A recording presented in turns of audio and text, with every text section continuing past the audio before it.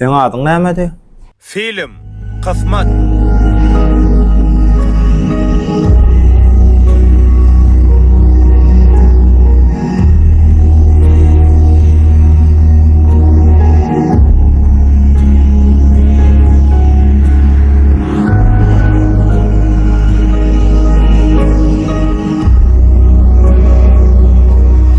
Salamu aleyküm ağam.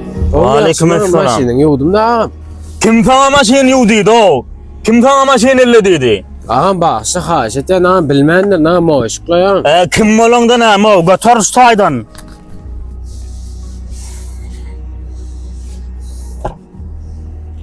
Şu gedege muht yudurmay. 10 yıldan soň. Salamu aleyküm. Başlık Wa geldi. alaykum Muratcan gowmy? Öýçerler, öýdäkler gowmy? Şükür Hudaýa gowy elmesin. Başlıkçan gerek sadyňyz barmy?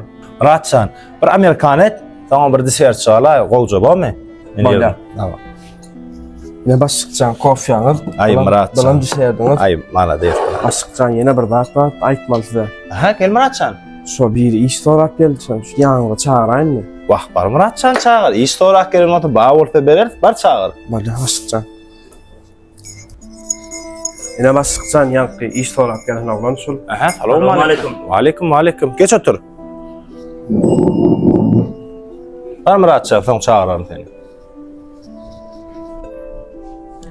Seň adyň näme? Serdar ağam adım. Taňa näme iş gerekdi?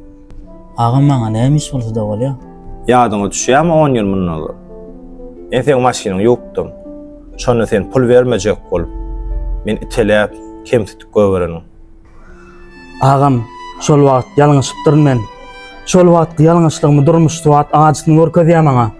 Hiç açan durmuşda bir kemtitip ýa hakyny ýejek bolma. Çünki demir gapyňam agaç gapaýy düşýändir. Beý diýsem, men seni kemtitjek bolama. Men senin öýkekine de saklanma. Men seni iş alýan. Bir de dastanşyk gerek. Şundan şeýle kimi dogan ahry. Sağ olun ağam, taňry ýalkadyn Allahdan alsyn.